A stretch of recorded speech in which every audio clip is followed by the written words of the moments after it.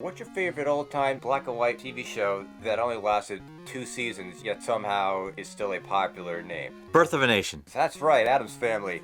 Oh yeah, that's what I meant. Probably popular because of the movie in the 90s. What version are we playing today? We're playing the Game Boy version. I mean, it's in black and white. I guess it matches. Well, let's fire it up. Hold on, wait for it. Yeah. Totally out for the eternity. Yeah. Who's got the family fortune? Also the main character of the. So it is based off the movie then. In this game, you have to save all the family members through various bosses. Just start attacking you immediately. No, but that makes sense. Like, and the Nintendo version also does, but there's no cutscene to tell you what the backstory is. And when I rented the game when I was a kid, they didn't have the instruction manual anymore. So I had no idea what the hell was going on. I didn't even know if I was even Gomez. At least here you could kind of get a gist that he's Gomez. Back in the day, you either got the port of the same game on on every system, or every system got its own variety. Forget where I'm supposed to hit him, like in the eye or something, or in the face. You must have to get. I can't tell if you're hitting him or if you gotta get closer. It's got like a sensitive jump, and so like I can jump like really. Oh. So just like the Nintendo version, this game isn't linear. Like you could literally go in. Oh, I thought. It kind of gives you a hint to like where to go next. You know what I mean? You hope you could swim right. Yeah, golf club. Yeah.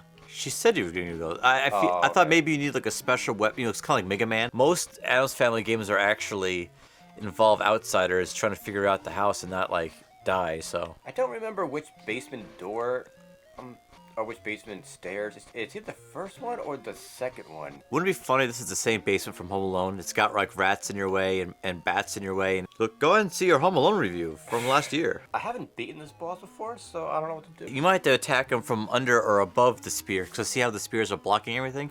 Have you tried using the golf club? Unless you're supposed to get his tail. You probably need a different weapon. You probably need a weapon that can go either linear up or linear down. We're behind 25 years. We might as well catch up and just time for some cheatiness. Grab the game Genie box right behind you. It's the first game in here. And so I couldn't find it on the internet, but it's like right there in the official book. I told you, yeah.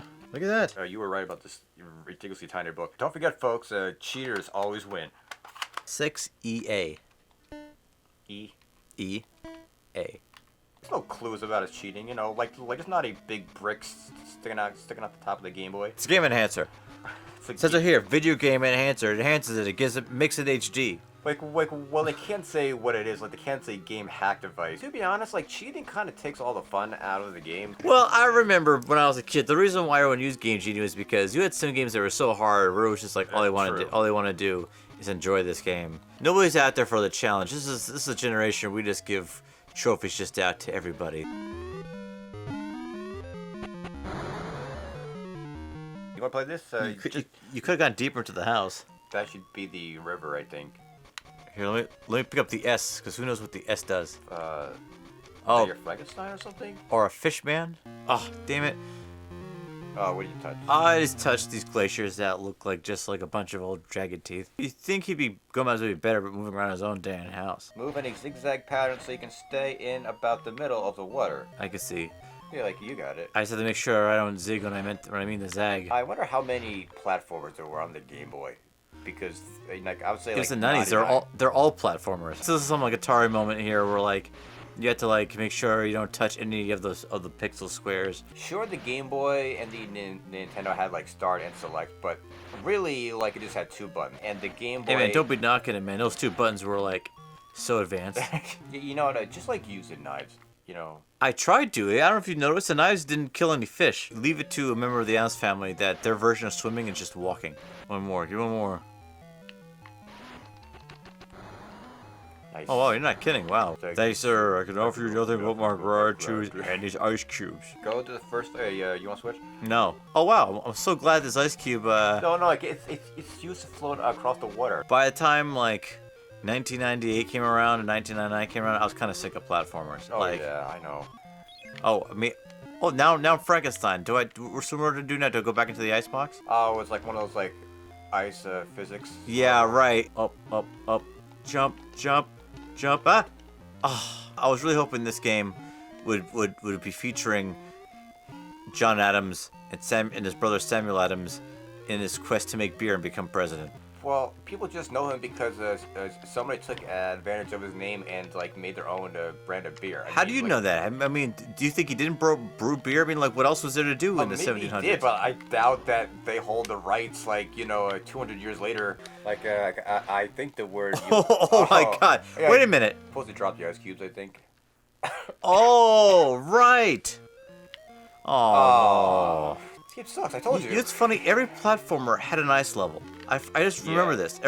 And I remember when they first made the first 3D games, they tried to put the ice levels in there, and they just didn't work out that well. Mega Man had one, and we all hated them because they always had a lot of platforms, and the game programmers thought it was funny to have like these platform puzzles when you're trying to balance yourself out, you know.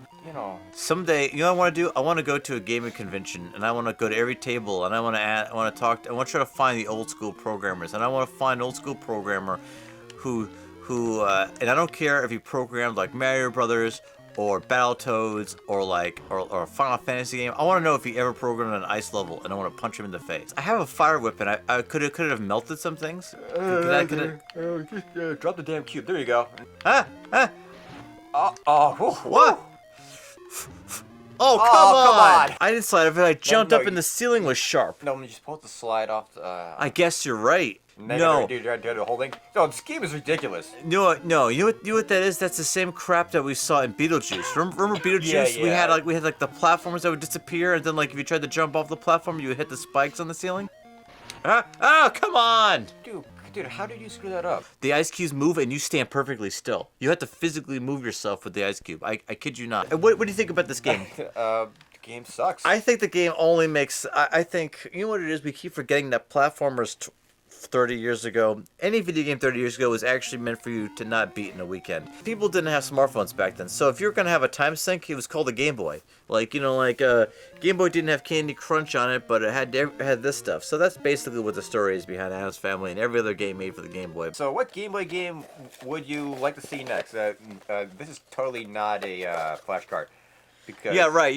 Well, this is an official thing. We have every game known to man.